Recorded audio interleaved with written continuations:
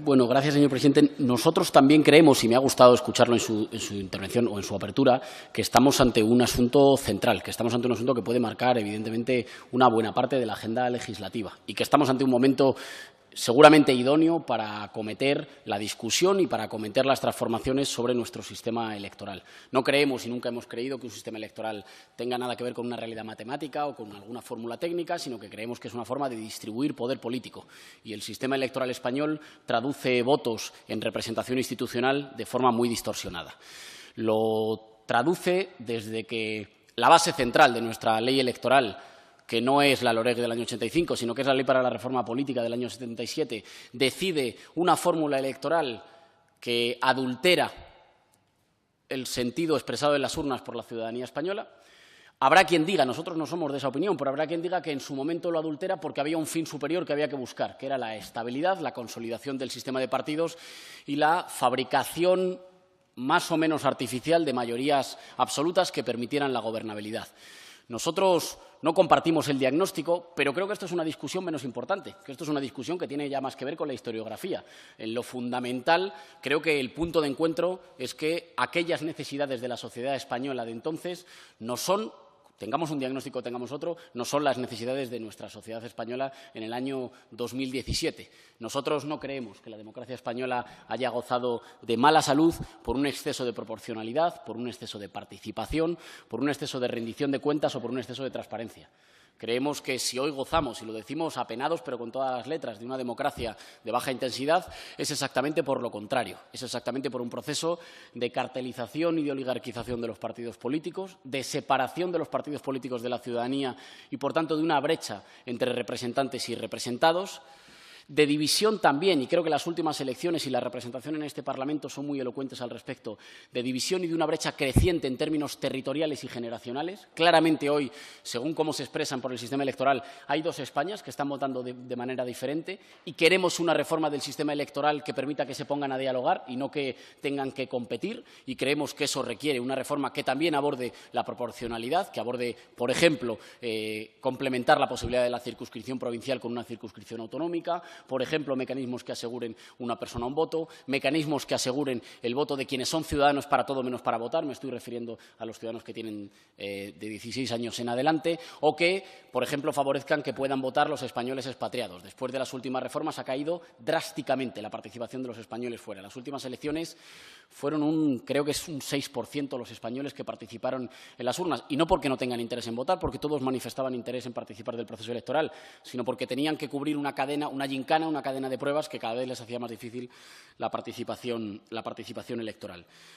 Como digo, nosotros somos muy críticos con el sistema electoral actual, buscando información sobre su genealogía, y por si alguno se quisiera llamar a engaño y decir que es que hemos encontrado una fórmula electoral que nos ha permitido estar todos de acuerdo durante mucho tiempo, porque es una fórmula que reúne bien proporcionalidad y gobernabilidad. Cito a Óscar Alzaga, que entonces fue uno de quienes redactaron la ley y que era diputado de UCD,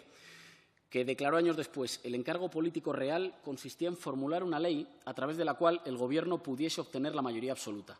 Puesto que los sondeos preelectorales concedían a la futura Unión del Centro Democrático un 36 o 37% de los votos,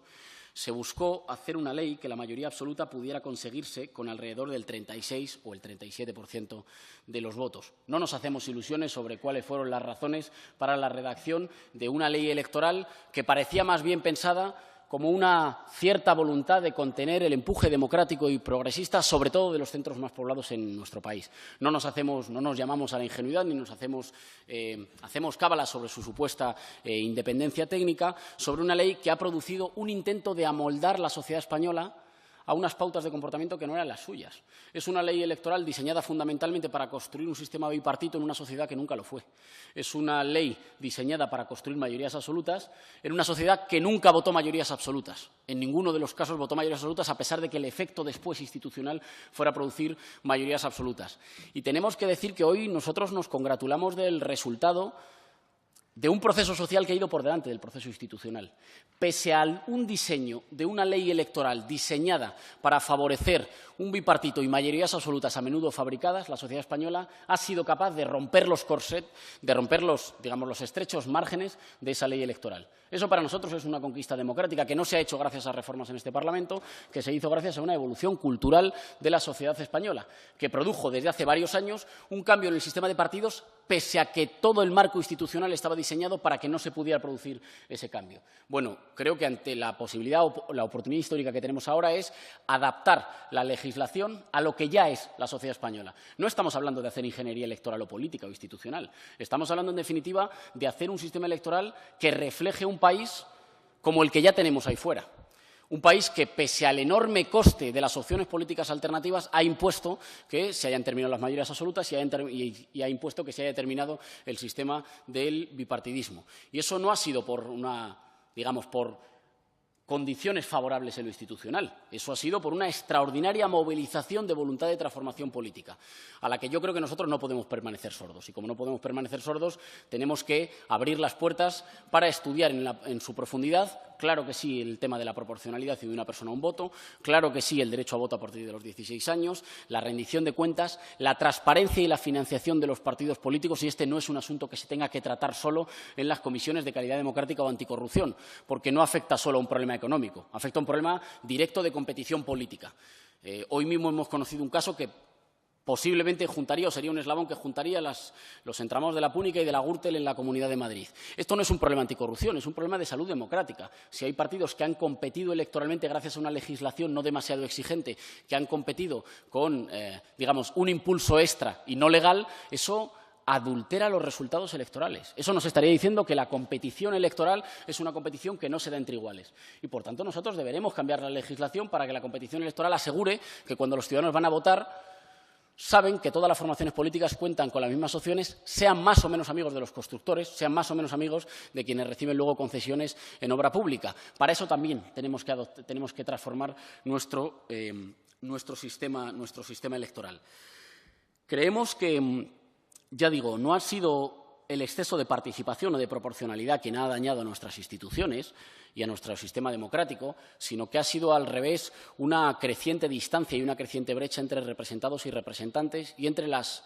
organizaciones que tenían que transmitir o que tenían que traducir los deseos y las demandas de la voluntad popular y cómo ésta finalmente se traducía. No es que la gente no votara, claro que la gente tenía derecho a votar. El problema no se producía entonces, el problema no se producía en la boca de la urna, se producía después, se producía por la insuficiencia de dispositivos y de mecanismos que aseguraran la proporcionalidad, la representación de la voluntad popular y que ésta después no fuera adulterada una vez que se metía en la caja negra de los partidos. Claro que nosotros creemos que esto hay que abordarlo en una reforma de nuestro sistema electoral y claro que creemos que tenemos que adoptarlo o que tenemos que abordarlo